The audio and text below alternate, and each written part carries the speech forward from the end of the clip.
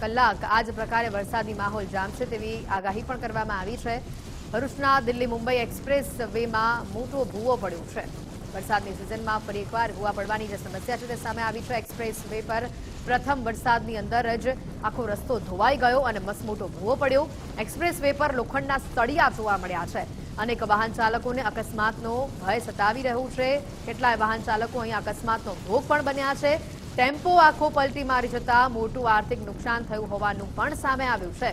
20 થી 25 વાહન ચાલકો અહીંયા પટકાયા હોવાના અહેવાલ પણ સામે આવ્યા છે। કરોડોના ખર્ચે આ જ્યારે એક્સપ્રેસ વે બનાવવામાં આવ્યો ત્યારે પહેલા જ વરસાદમાં આખો રસ્તો ધોવાઈ ગયો તેને લઈને અનેક સવાલો સામે આવી રહ્યા છે। ગાડી પસાર થઈ ગયો રાત્રે 1:30 જેવું થયું છે અને અહીંયા આ ગાબડું અચાનક વરસાદ એટલો ચાલુ તો મારી આગળ એક કાર ચાલતી હતી। કાર વાળો આમાંથી સીધો ઓછું મારીને આગળ ગયો એટલે સીધી મારી ગાડી આવી ગઈ મને આગળ। આ ગાબડું એવડું મોટું છે કેમ દેખાય રાત્રે વરસાદ ચાલુ હોય ને પણ આવી રીતે રસ્તો હોય અને જો 1300 રૂપિયા ટોલ નાકું લેતા હોય તો અમે શું કરીએ ટ્રક વાળા। હું ડ્રાઈવર જ છું જે મારી ગાડી અત્યારે પલટી મારી ગઈ છે જેમાં તમે નુકસાની એટલી બધી છે। મારી વાહનમાં 2 થી 3 લાખનું નુકસાન છે પરંતુ આખી ટ્રક અહીંયા પલટી ખાઈ રહી છે।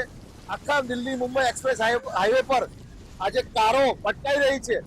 કોઈ પણ ગુણવત્તાનો આ જે ગાબડું પડેલું છે ત્યાં ગુણવત્તાનો સૌથી મોટો પ્રશ્ન ઉભો થયો છે કે આ કામગીરી હજારો કરોડો રૂપિયાના ખર્ચે આ કામગીરી થઈ છે ત્યારે જીવના જોખમે પસાર થઈ રહ્યો છે।